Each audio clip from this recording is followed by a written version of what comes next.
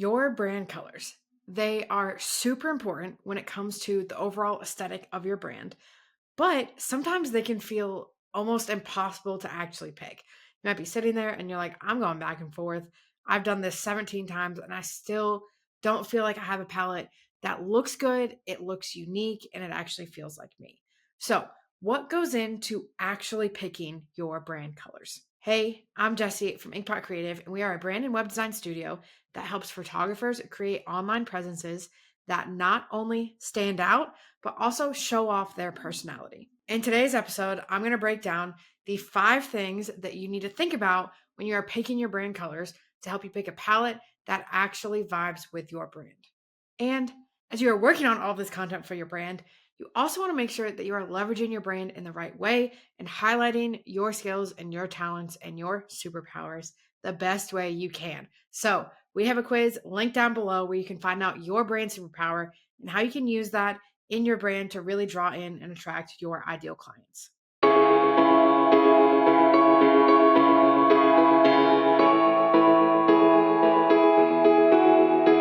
The first thing we like to look at when we're thinking about brand colors is the overall vibe that you want your brand to kind of embody, right? So if you want something that is really moody and like emotional and kind of maybe a little bit dark, having a color palette like ours isn't going to work. It's not going to look good. It's going to feel off. It's not going to mesh with it, right? So take some time to really think about what you want the vibe of your brand to be. We have our clients do this through creating a Pinterest board of different fonts, colors, textures, images, anything that they're drawn to that they want their brand aesthetic to kind of fit in with. Now, we're not saying go on here, go on Pinterest, find a color palette, copy it exactly, right? Because you still want something that's unique to you. You want something that has a little bit of your personality in it that, make sure it covers all the bases of everything that you need. But this can be a great place to start to be like, okay, what colors am I actually drawn to? What do I really want to show? How do I want to show this? How do I want to match this aesthetic? So you want to think about the overall vibe because that's really going to dictate the initial direction of your brand colors. And this can even be something as small as, do you want something super bright and vibrant? Or do you want something that's maybe a little more pastel and muted? All of these questions are super important because we could have a brand where, we have our brand colors and they work great.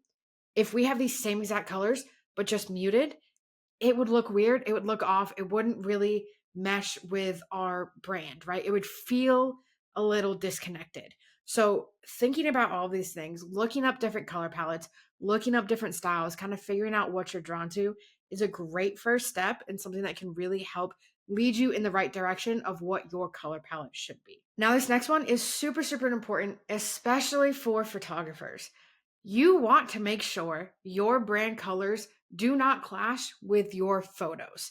So, one of the things that we love to do is take photos that our clients have taken, whether it's on their Instagram, their website, photos that they love, and use that kind of as a base for a mood board to make sure that the colors sit well on top of each other. Because the last thing that you want is photos that look great. You have everything out there. Your photography is incredible, but then you have these colors that just feel off and they feel like they clash and it looks awkward together. You can't layer things together, or it's just like two completely mismatched styles, right? Going back a little bit to the vibe and aesthetic that you're going for. So you want to make sure that you are looking at your photos and taking that into account.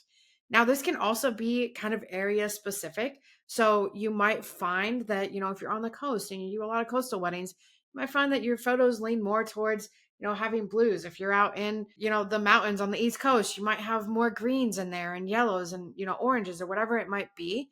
So that's also a good way to kind of figure out what's going to work, what's not going to work, having those complementary colors so that your photos are highlighted, but it doesn't look weird and you're not constantly having that fight of like, this doesn't look good on top. Like, I don't know how to mesh these two things because they just clash and it doesn't look good.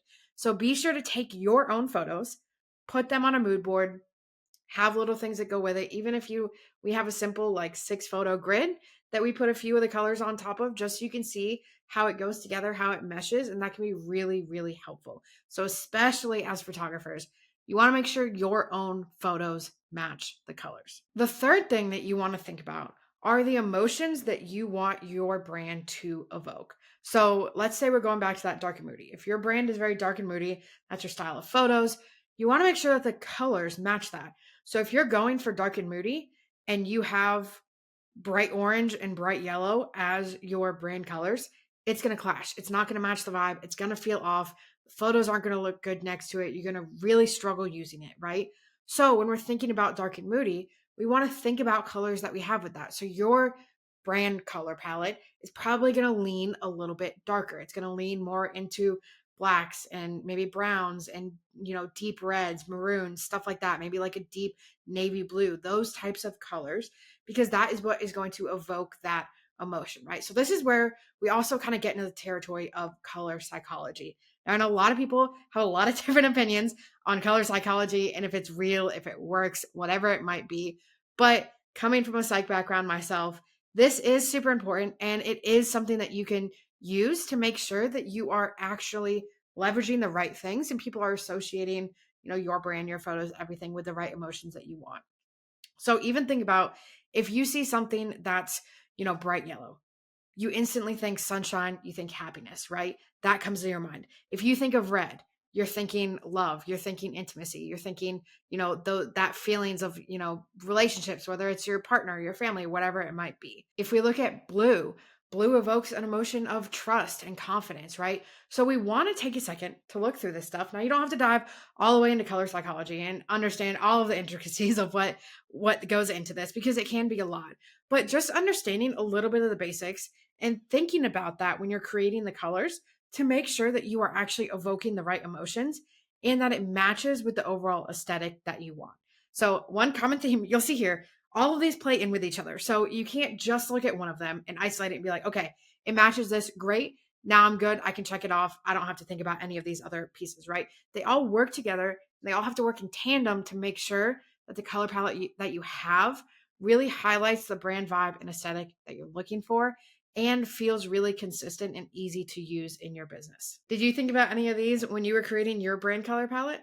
Let us know in the comments below. This next one is one that we see a ton of people struggle with, but it is creating balance in your color palette. So this is so important. And where we see a lot of people struggle with the I don't know how to use my colors, right? So when we're thinking about balance, we want to do a couple of things. One, we want to have some colors that are accent colors and some colors that are more neutrals.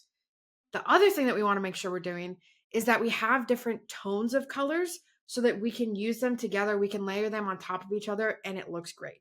Now, this might mean having similar colors with, different tones. So for us, we have a blue and we have a lighter blue. We have a red and we have a, lighter pink so that we can layer things on top of each other. We can have that kind of distinction, create that interest, but it doesn't feel like it clashes. So having those different tones can help you use them, can help you create any sort of color hierarchy while still having everything look really great and put together. When we're looking at the different sides, so having accent colors, having neutrals, we want to make sure that we have at least one color that stands out. So this is going to be your main accent color.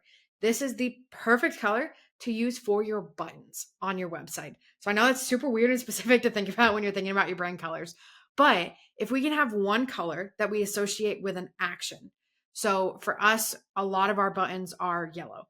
So if we look at our yellow, every time you see that yellow button, you're instantly thinking, okay, I'm supposed to do something. I'm supposed to click on something, right?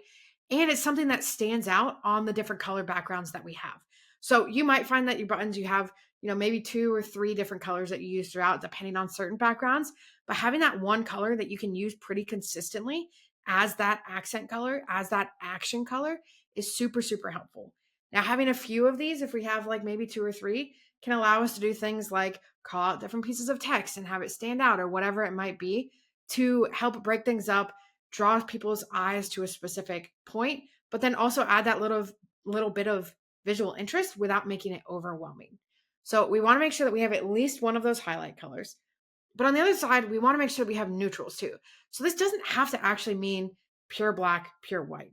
It does for some people, and it can work really well for some people, but it doesn't have to be that. We want something that is darker though, so that if we have text, most of the time you're going to want a dark paragraph text color, right? So whether that is black or it's a dark gray or like a deep navy or, anything like that, that's really easy to read. We can see it on multiple different backgrounds. We have that neutral there. Same for, the lighter side. We want some sort of light color, whether that's pure white, if it's a cream, if it's an eggshell, whatever it might be, a little beige, anything that has that lighter tone to it. This is going to allow us to layer text and colored backgrounds. So if we look at something, if we have all colors that are the same and we try to put, an orange on top of a blue, depending on the shade of it, it might not work. But if we have a white that we can put on top of that blue, now it looks great. You can read it. We want that readability, that legibility to be really good. So that contrast in the colors is super, super important to make sure that people can actually read our content. They can understand it. Their eyes are drawn to the right point, and they're actually able to take the information in instead of their main focus being like, what does that say? I don't know if I can actually read that, right? So we want to have those neutrals to kind of balance out the palette. We want to have different tones so that we can layer things on top of each other and it works. We want to make sure that we have some sort of accent color or pop so that we're able to use that as an action color, use that as something to call important things out. Now, the last thing that you want to think about is your own preference. So I say this is the last thing because it is important that you like your brand colors. It's important that you feel good in them, you feel confident in them, especially if you're going to do something like brand photos. You want to make sure it's colors that you actually like, right? But your preference might not necessarily be the most important factor in your brand colors because you want to think about your overall brand, right? So if it were KP and I, honestly, if you look at us in our everyday life, we have a lot of color, but most of the time when we're looking at what we wear and what we kind of drift towards, it's black and white. If our brand was black and white, it wouldn't connect with the type of people that we want. It wouldn't show off our brand aesthetic in the way that we want it, right? So we have the rainbow as our brand colors, and it's great. And we love the colors in there. There's no color in there that we're like, I actually hate that color and like, I want it out of here. But we're thinking about the overall aesthetic that we want for our brand, not just our individual personal preferences.